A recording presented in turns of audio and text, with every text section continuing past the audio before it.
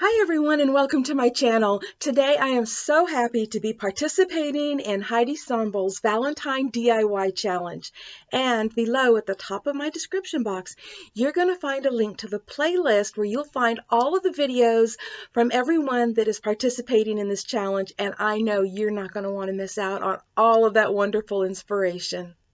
There's also a link to Heidi's YouTube channel, Heidi Sonboul DIY, because I know you're going to fall in love with the wonderful creative DIYs that she shares.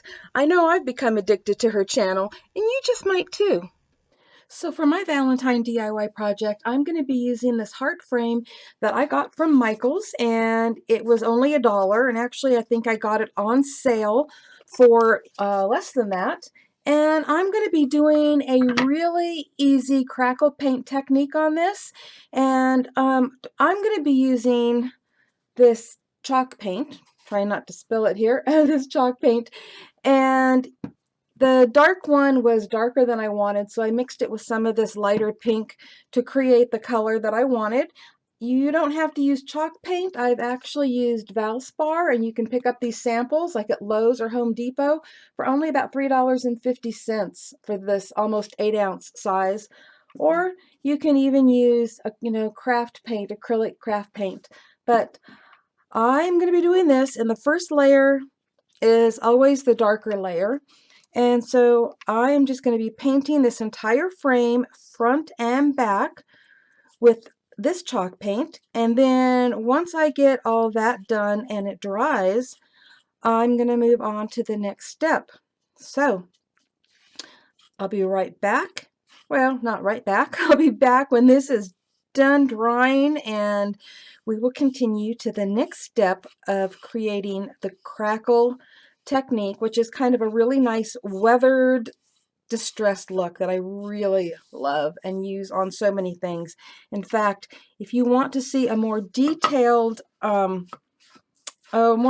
tutorial and different things you can do this on, I'll put a link below in the description box to my tutorial video on this technique, and I'll also put a link at the end of the video on the end screen where you can just click on it from there if you want. All right, let me do the back of this and we'll let it dry. Okay, I've got this painted front and back, and I even painted the little peg that goes in this hole for a stand. And if you're wondering about this, this is wax paper, and I like using wax paper when I'm painting or using glue because things really don't stick to it, and it's easy to reuse. So the next step is actually 2 steps in one, and I'm going to be using Elmer's glue. This is Elmer's Glue All. You can use Elmer's school glue that you can pick up at Walmart really cheap. It doesn't matter. And then the paint that I'm going to use is this chalk paint in Willow Mist, which is kind of a light pink. And this has to be done quickly. So as soon as I put the glue down, I need to put the paint down. So here we go. See if I can get this to squeeze out. If the glue is having problems squeezing out quick enough, you can always just take the cap off and do that, which I may do if this doesn't squeeze out any better because my little hands just aren't strong enough. But let me get it on here. If you're wondering how much glue, it's kind of up to you. You don't want it too thin. You don't want it too thick. You'll have to experiment because I'm going to be honest with you, the amount of glue that you put on will affect the crackle that you get, and you're going to have to figure out how much crackle you want. This to me was all trial and error when I started doing this. And so you just wipe it on, paint it on, and get it the best you can. And I'm looking at this going, yep, I definitely need more glue.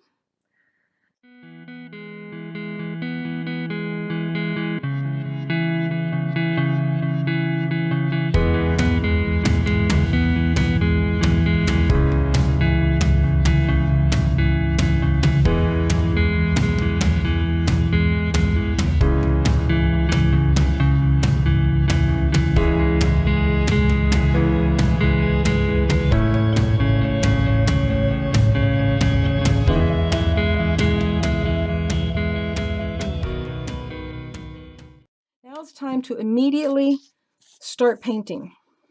So have another paintbrush on hand because you're going to need that. And I'm going to stick my fingers in here and just start painting. Nice, even strokes. Just like this.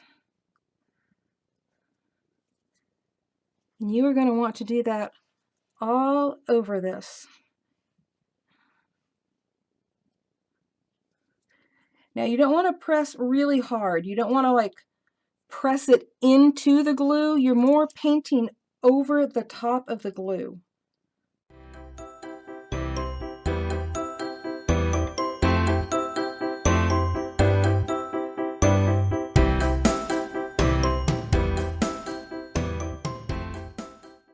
And I am going to stop right there, even though I am going to come back later and I am going to do the edges and the back, but I'm not going to do them with the crackle technique. I'm just going to be painting it. So for now, we are going to let this sit, and I'll take some pictures along the way so that you can see the crackle happening.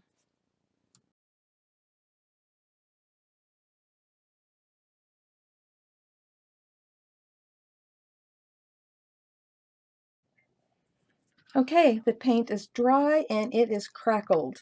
And I let this set to dry for about an hour, but depending on the paints that you use, it could take longer. And I really love that crackle effect. And I also painted the back and the sides the same pink. And if you're wondering, well, why did she paint it with the dark pink first and then put the light pink over it? It is because if I would have painted the light pink directly onto the wood, it could have had a different look. And I wanted it to have a uniform look. So the pink is the same front and back. And now it's time to add some pearls to this. Now, I've had these pearls in my stash for quite some time. They're flat back pearls, and I might have gotten them off eBay. And these particular ones are really pale pink. And if you don't have flat back pearls, this is something that you can get from the Dollar Tree. And what do they call this? They call it diamond wrap. And you can use this, and for a frame this size, just because of the width of the edges, and in here, you would just need to cut off, let me do this way, you need to cut off just one strand of those to go around the inside of the frame, and then the two that are left over will be perfect for the outside. But I didn't have the right color, so I am going to be using these pearls. And the first thing I'm going to do is put it on the inside of this heart. And in order to do that, I'm going to turn the heart upside down. That way it's directly on the table and I don't have to, worry about if it was this direction, the pearls could slide. So I'm going to turn it this direction. I'm going to be using Fabri-Tac, which I absolutely love. It's a permanent adhesive. It works great with fabrics, lace, glass, leather, wood trims, everything. And so I'm just going to put some of this around the edges.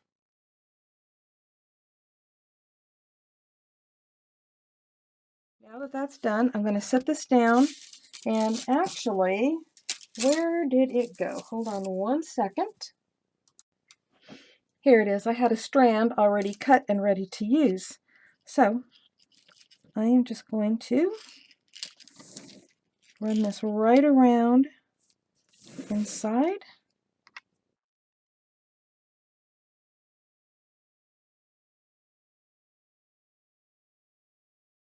There we go. Okay. Now I've got the pearls on the inside, and we are going to let that dry, but we're also going to put pearls around the outside here. And I do have the camera too close, and I apologize for that. So I'm going to put pearls all along this outside edge the same way I did it on the inside, just putting the Fabri-Tac around and taking the pearls around the edge.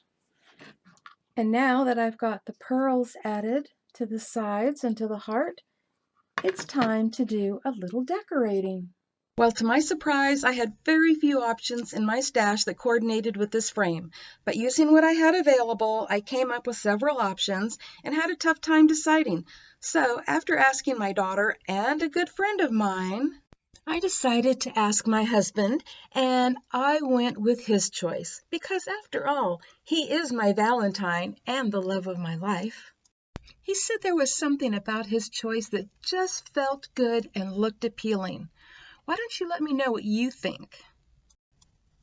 So these beautiful flowers that I'm using, I got from Hobby Lobby a few years ago, and I'm not sure if they would still have them, but I know you can find beautiful flowers at the Dollar Tree or Michael's or, of course, Hobby Lobby or wherever you get your craft supplies. And I stamped the love definition on that little sign right there, but that stamp set is no longer available. And then the butterfly that I used, I just cut it out of a scrap that I had, and I used liquid glass on it and then added those sweet little pearls. Here's a closer look at that love definition that I thought was so appropriate for this frame. And I covered the heart that goes in the back of the frame with some beautiful cardstock from Prima Marketing Rose Quartz collection so that the back of the frame would look just as beautiful as the front. And here's the finished frame, and that picture is from Valentine's Day 14 years ago.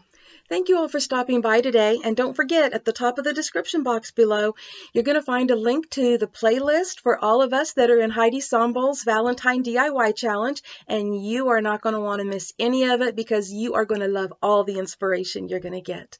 Happy crafting, everyone. Bye-bye. If you like this video, I hope you give it a thumbs up, and if you're not already subscribed, I hope you consider that too. And if you do, be sure to click the little bell next to the subscribe button so that you don't miss out on any upcoming videos or giveaways. And I hope you stop by Crafters Castle on Facebook and also Crafters Castle Challenge blog to enter your creations.